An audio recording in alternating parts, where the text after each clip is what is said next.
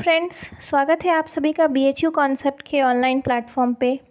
मैं हूं हर्षिता और मैं फिर से जीके क्वेश्चन सीरीज़ की ये वीडियो लेकर के आई हूं।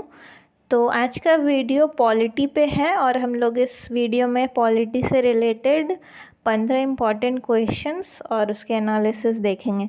तो आप लोग कमेंट में ज़रूर बताइए कि आप लोगों को कितना क्वेश्चन समझ आया और कितने आप लोगों ने सही आंसर दिया है। तो चलिए शुरू करते हैं। तो सबसे पहला क्वेश्चन है, single citizenship in India has been taken from which country. मतलब जो हमारे भारत में एकल नागरिकता है, सिंगल सिटीजनशिप, वो किस देश से ली गई है। तो सिंगल सिटीजनशिप का मतलब ये होता है कि जैसे किसी और कहीं और देश में, कुछ देश में ऐसा भी है जहाँ की जैसे US है, तो वहाँ पे लोग जो है वो सेंटर, मतलब कि जो नेशनल है वहाँ के भी एक US की सिटीजनशिप होती है और एक वहाँ के स्टेट की भी सिटीजनशिप होती है। लेकिन हमारे इंडिया में क्या है, हम लोग सिर्फ इंडिया के ही नागरिक हैं। अगर हम कहीं UP या झारखंड, बिहार कहीं से हैं तो हम वहाँ की नागरिकता हमारी मान्य नहीं रखती है, बस केवल हम भारतीय हैं, वही हमारी नागरिकता है। तो ये जो है वो कहाँ से लिया गया है, ये हमारा सवाल है कि हमने किस देश से ये अडॉप्ट किया है। तो इसका उत्तर जो है वो क्या है, ब्रिटेन है, मतलब कि यूनाइटेड किंगडम। तो यहाँ से ही हम लोगों ने इससे अडॉप्ट किया है एकल नागरिकता को। लेकिन ये जो ब्रिटेन है वो खुद आज एक डुअल सिटीजनशिप हो चुका है। अब वो खुद डुअल सिटीजनशिप को फॉलो करता है, ठीक है। और अगर हम देखें तो कनाडा से हम लोगों ने फेडरेशन को लिया है कि हमारी इंडिया की गवर्नमेंट या पार्लियामेंट होगी वो फेडरल गवर्नमेंट होगी, जिसमें कि जो सेंटर होगा वो स्ट्रांग होगा, ओके। और ये तो कुछ नहीं, USA जो है हम लोग वहाँ से क्या लिए हैं, वहाँ से हम लोग लिए हैं इंडिपेंडेंट जुडिशरी, मतलब कि जो हमारी न्यायपालिका है वो जो है वो स्वतंत्र होगी, स्वतंत्र न्यायपालिका होगी, ओके। ठीक है, तो हमारा फर्स्ट का आंसर हो गया ब्रिटेन या UK या इंग्लैंड, कुछ भी हो सकता है, इसका मतलब सब एक ही है, ओके। नेक्स्ट क्वेश्चन है, which article of the Indian constitution provides for a governor. मतलब जो है कि भारतीय संविधान में किस अनुच्छेद, किस आर्टिकल में राज्यपाल का प्रावधान या राज्यपाल का के बारे में बताया गया है। तो इस क्वेश्चन को अगर हम लोग देखें तो इसका आंसर हो जाएगा अनुच्छेद 153, मतलब आर्टिकल 153। तो जो आर्टिकल 152 से ले करके 237 तक जो अनुच्छेद है, उसमें जो है वो स्टेट का अलग अलग, जो राज्य का अलग अलग पावर या उसके बारे में डिटेल्स कुछ कुछ उसमें दिया गया है, ठीक है। तो इसी के अंदर में आता है हमारा आर्टिकल 153 अनुच्छेद 153, जिसमें कि गवर्नर के बारे में बताया गया है, ओके। ठीक है, तो हमारा अगला क्वेश्चन है तीसरा, Delhi was called the national capital territory by which amendment act. मतलब कि जो दिल्ली को जो राष्ट्रीय राजधानी का जो विशेषाधिकार दिया गया, वो हम लोगों ने किस संशोधन अधिनियम के द्वारा वो अधिकार दिया गया है। तो अगर हम इसको देखें तो इसका उत्तर हमारा क्या हो जाएगा, ये हम लोगों ने 69th, मतलब 69th जो हमारा अधिनियम था, जो अमेंडमेंट एक्ट था, जो संशोधन अधिनियम था, उसके द्वारा हम लोगों ने दिल्ली को नेशनल कैपिटल टेरिटरी का एक दर्जा दिया था। इससे में एक स्पेशल स्टेटस और पावर दिया गया, और इसमें क्या, लेफ्टिनेंट गवर्नर जो था उसको अपॉइंट किया गया, उसको नॉमिनेट किया गया कि वो दिल्ली का एडमिनिस्ट्रेशन संभाले उस टाइम। और उसी समय ये लेजिस्लेटिव, वहाँ पे लेजिस्लेटिव असेंबली भी एक वहाँ पे क्रिएट की गई, ठीक है। तो इसका आंसर जो है वो 69th है, ओके। हमारा चौथा क्वेश्चन है, who among the following was the prime minister of India when the Mandal commission was constituted. जो मंडल आयोग का गठन किया गया था, वो उस समय भारत में प्रधानमंत्री कौन थे। तो मंडल कमीशन या मंडल आयोग क्या है, उसको अगर हम लोग समझ लेते हैं। मंडल आयोग, जो एक बीपी मंडल करके हम बीपी मंडल थे, जिन्होंने ये मंडल कमीशन के चेयरमैन थे, और उन्होंने कब 1979 में, ओके। और इन्होंने एक SEBC special educationally socially and educationally backward class का गठन किया, एक क्लास बनाया, जिसके अंदर में इन्होंने क्या डिमांड की, OBC या अदर बैकवर्ड क्लासेस के लिए 27% तक की रिजर्वेशन गवर्नमेंट जॉब्स या एजुकेशनल फील्ड में इन्होंने डिमांड की, ठीक है। तो उस समय जो कौन थे हमारे देश के प्रधानमंत्री, वो थे मोरारजी देसाई। लेकिन ये उस समय एक्सेप्ट नहीं किया गया, बल्कि जब ये VP सिंह जो थे, उस समय ये 1989 में 10 साल के बाद ये जो 27% का जो रिजर्वेशन डिमांड किया गया था, वो एक्सेप्ट किया गया और उस टाइम डिक्लेयर किया गया। लेकिन अगर इस क्वेश्चन का हम अगर पूछें, आंसर देखें, तो वो मोरारजी देसाई ही होगा, क्योंकि यहाँ पे गठन के बारे में पूछा गया है, ठीक है। तो हमारा आंसर हो गया मोरारजी देसाई। आगे बढ़ते हैं, हमारा 5वां क्वेश्चन है, which of the following parts of the Indian constitution has only 1 article. Bharat के संविधान में कौन सा ऐसा जो भाग है उसमें सिर्फ केवल एक अनुच्छेद है। तो ऐसे टोटल में हमारा जो है वो 22 भाग है, 22 पार्ट्स हैं कॉन्स्टिट्यूशन में, 395 आर्टिकल्स हैं, और 8 जो है वो स्केड्यूल्स है, ठीक है, 8 स्केड्यूल्स हैं। तो अगर इसमें देखें टोटल, तो ये जो 20वां है हमारा पार्ट, उसमें ही केवल एक आर्टिकल है, कौन सा, आर्टिकल 368, जिसके अंदर कॉन्स्टिट्यूशन को अमेंड करने या कॉन्स्टिट्यूशन में कुछ बदलाव लाने, सुधारने के बारे में उसका प्रावधान दिया गया है। और अगर आर्टिकल ये अगर हम 17 की बात करें, तो इसमें आर्टिकल 343 से 351 तक जो है वो आर्टिकल 17 पार्ट 17 में है, इतने आर्टिकल, जो मतलब कि 9 आर्टिकल। और इसमें ऑफिशियल लैंग्वेजेस के बारे में बात की गई है। उसके बाद अगर हम देखें पार्ट 18 में, भाग 18 में, तो क्या है हमारा इसमें 352 से लेकर के 360 तक है, और इसमें इमरजेंसी पावर या इमरजेंसी प्रोविजंस के बारे में डील किया गया है। और पार्ट 19 में अगर हम देखें तो क्या है हमारा, इसमें कुछ आर्टिकल्स हैं जिसमें कि मिसलीनियस के बारे में दिया गया है, मिसलीनियस पावर, कुछ अलग अलग पावर या स्पेशल पावर हम लोग कह सकते हैं। और पार्ट 20 में केवल 368 मतलब एक आर्टिकल है, जिसमें कि जो है अमेंडमेंट ऑफ कॉन्स्टिट्यूशन के बारे में बताया गया है। तो इसमें हमारा आंसर जो है वो भाग 20 हो जाएगा, ओके।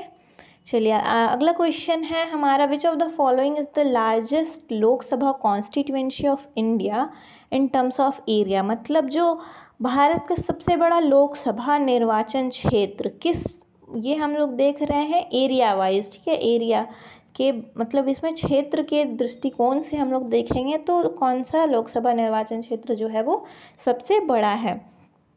तो अगर हम देखें तो इसका आंसर क्या है हमारा, लद्दाख हो जाएगा। और देखें अगर हम, तो लद्दाख है 1 नंबर पे, उसके बाद है हमारा बर्मर, उसके बाद है हमारा कच्छ, फिर आता है हमारा अरुणाचल वेस्ट, और फिर अरुणाचल ईस्ट, ये हमारा आ जाता है, ठीक है। ये हमारा इस तरह से आता है, मतलब ये 1 2 3 ये 4, इसके बाद है अरुणाचल ईस्ट। तो ये हमारा ऑर्डर है कि कॉन्स्टिट्यूएंसी क्या होता है, एक ऐसा क्षेत्र जिस क्षेत्र से कोई MLA या जैसे कि अमेठी एक निर्वाचन क्षेत्र हो गया, वहाँ से जो भी नेता खड़े होंगे तो वो उनका कॉन्स्टिट्यूएंसी होगा, वही है लोकसभा कॉन्स्टिट्यूएंसी या निर्वाचन क्षेत्र। तो लेकिन अगर, हाँ ठीक है, तो ये हो गया हमारा, और इसका आंसर लद्दाख।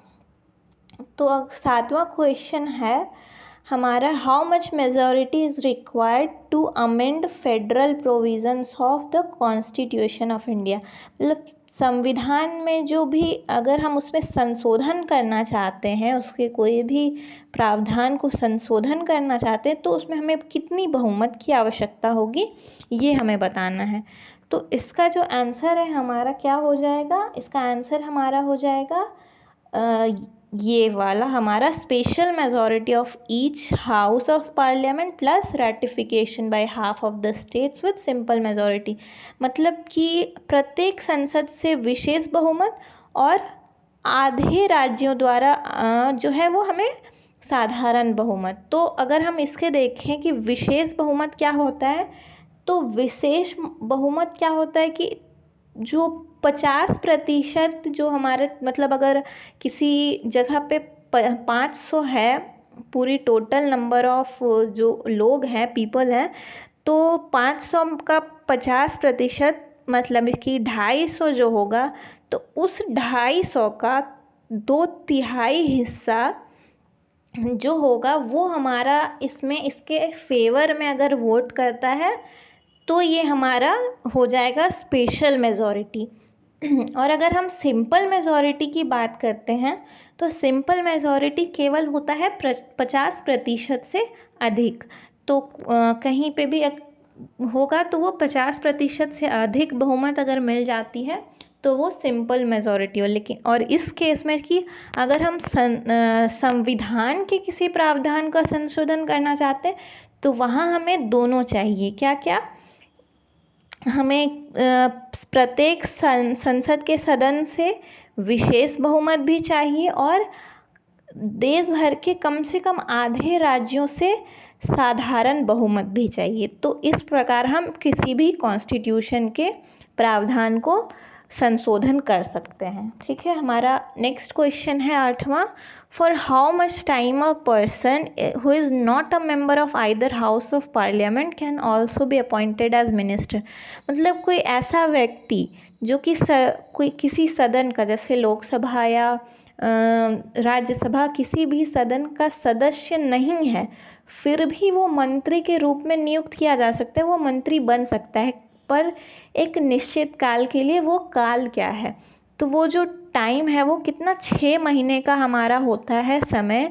किसी भी सदस्य मतलब कोई भी है इंसान जो कि मंत्री नहीं, कोई सदस्य नहीं है किसी भी सदन का, किसी भी हाउस का, फिर भी वो 6 महीने तक एक किसी भी मिनिस्टर के रूप में अपॉइंट किया जा सकता है। जैसे अभी अगर हम हाल की ही बात करें तो बहुत सारे लोग हैं, जैसे ममता बनर्जी भी ऐसे ही, वो कहीं की एमएलए नहीं थी, फिर भी वो ऐसे अपॉइंट की गई।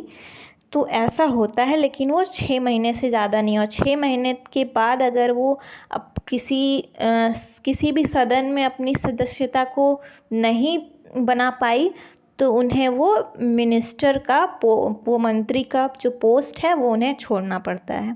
ठीक है, तो अगला क्वेश्चन है 9th क्वेश्चन है हमारा। 31st amendment act 1972 increase the number of Lok Sabha seats from 525 to. मतलब जो हमारे लोकसभा में पहले जो है वो 525 ही सीट हुआ करती थी।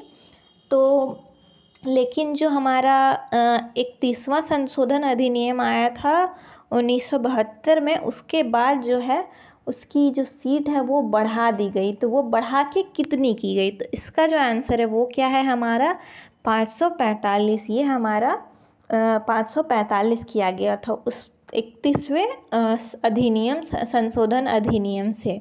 और जो यूनियन टेरिटरी का पहले जो रिप्रेजेंटेशन होता था 25 सीटों में, वो घटाकर अब 20 कर दिया गया। ठीक है, तो यहाँ से सीट घटाई गई थी। ओके, आई होप समझ में आ रहा होगा सबको।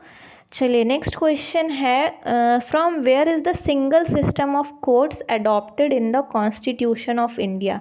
जो हमारे भारत में जो एकल प्रणाली की, मतलब न्यायालयों की एकल प्रणाली है, वो कहाँ से अपनाया गया, मतलब किस कंट्री से। जैसे अभी हम लोग सिंगल सिटीजनशिप वाला क्वेश्चन देखे, तो ये है वैसे कि कौन सा जो अधिनियम है उसके द्वारा हम लोगों ने इसे अडॉप्ट किया था। तो अगर हम इसका आंसर देखेंगे तो ये क्या हो जाएगा, government of India act 1935, Bharat सरकार अधिनियम 1935 से हम लोग इसमें जो है वो